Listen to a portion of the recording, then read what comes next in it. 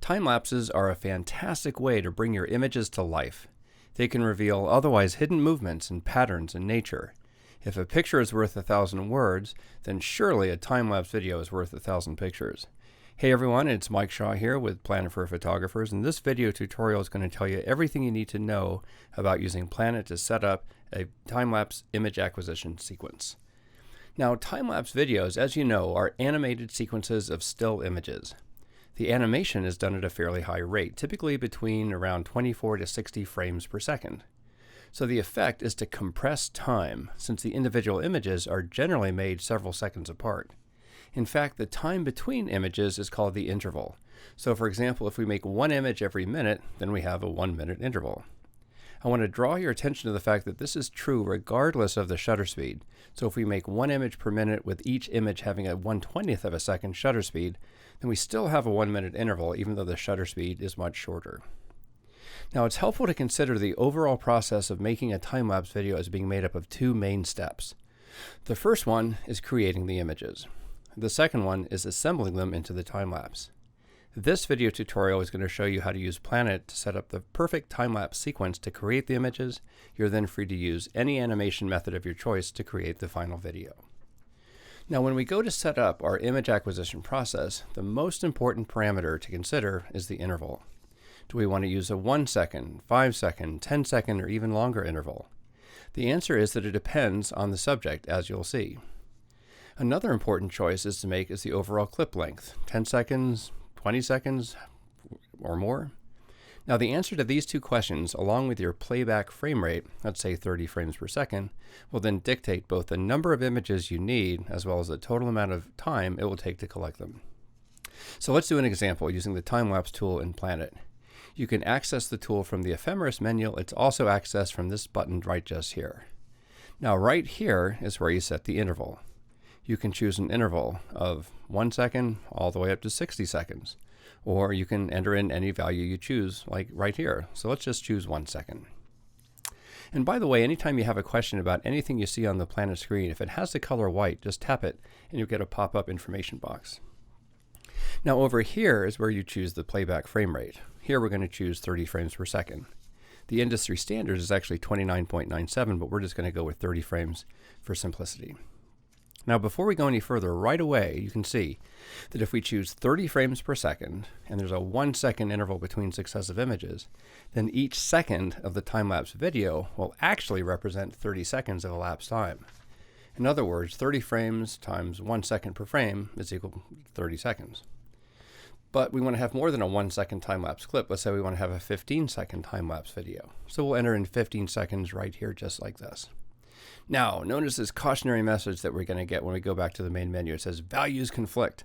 Long press a value to make it auto. Why do we get this message?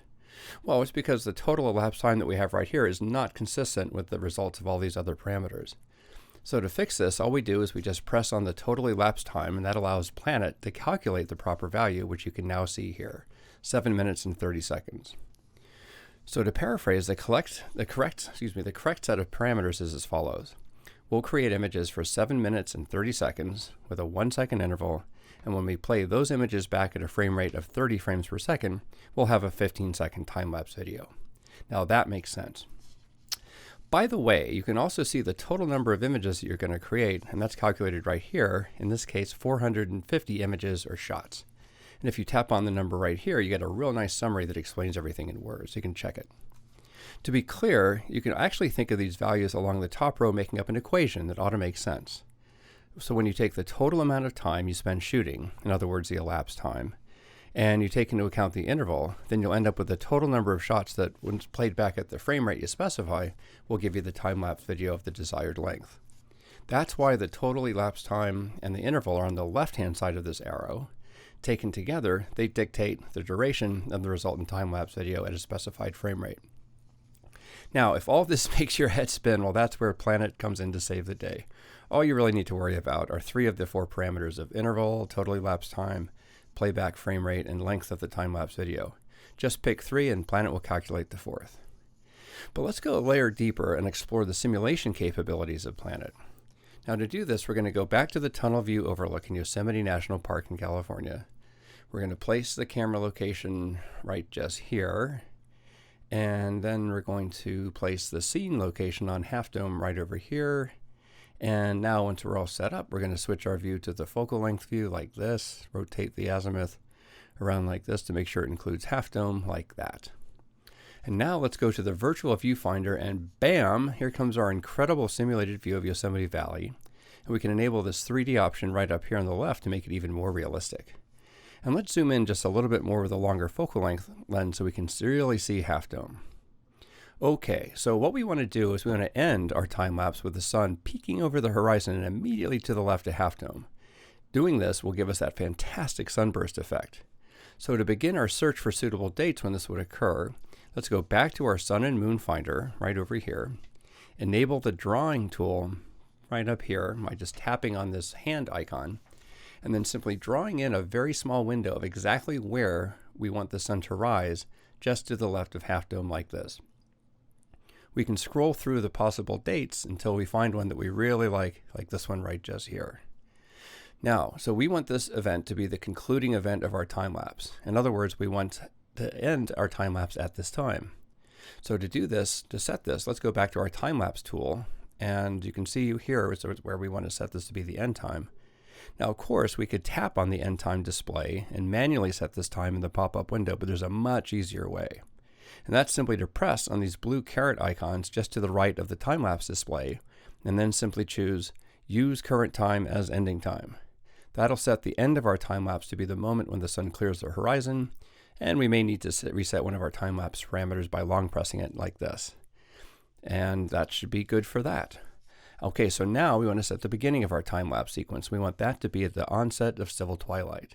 How do we do that? Super simple. We just go back to the twilight tool like this, long press on the pre-dawn civil twilight like this, and that has the effect, as you can see, of setting our current time to the beginning of pre-dawn civil twilight.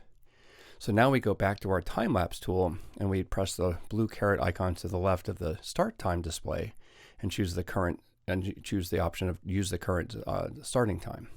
So now what we've done, to recap, is to set our time lapse to begin at the beginning of civil twilight and end at the moment when the sun clears the horizon just to the left of Half Dome.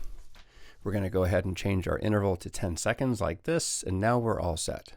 We have our start time, end time, total elapsed time right just here, the total clip length right here, and the total number of shots that we need to take right here.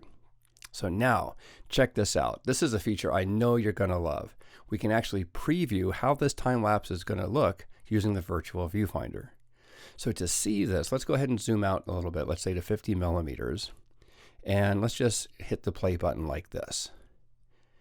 You can see the sun just below the horizon as it slowly approaches the horizon, and then right when it reaches the point just to the left of Half Dome, our time lapse ends. Fantastic. So now let's go on. Let's suppose that we have some motion gear and we're interested in including some motion effects in your time lapse. Let me show you how to do that. First, let's reset our time to the beginning of our time lapse by long pressing on the start time. Let's also set our starting focal length to be fairly wide, let's say 24 millimeters, and that'll allow us to include a good portion of the sky. The reason for this is that during pre-dawn civil twilight, any clouds in the sky, as we're facing east, will pick up that beautiful pink alpenglow color that's just so gorgeous. And we can also change our elevation angle simply by dragging our view like this. Now this time, look what we're going to do. This time when we tap on the blue caret icons next to the start time, we're going to choose Set Current Settings as the starting settings. And what this does is this option includes not only the current time, but also the azimuth, elevation angle, and the lens focal length. So let's do the same thing with our ending settings.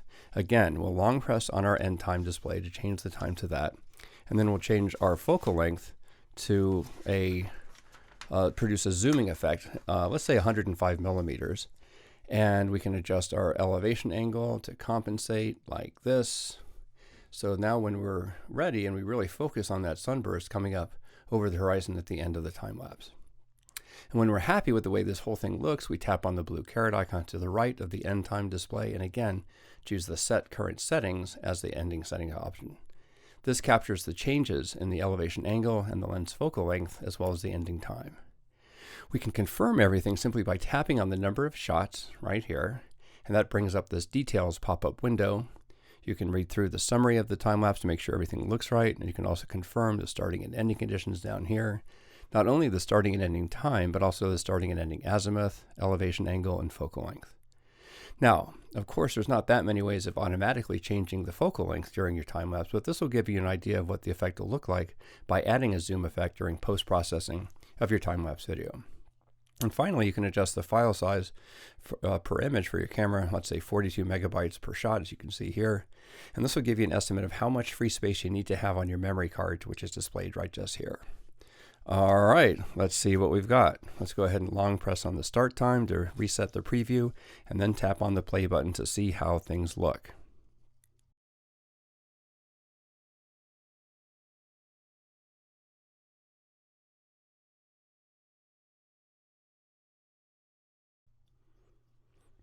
How about that?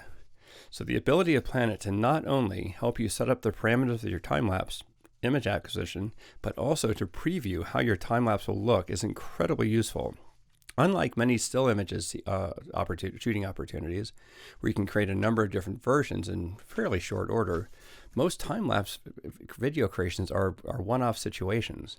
In other words, there's no rewind button. Once you start your time-lapse, you're pretty much committed.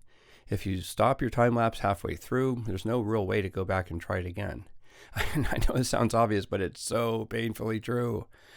Being able to search through future dates and times to set up your shot to be precisely the way you want it to look will give you the opportunity to plan your perfect trips.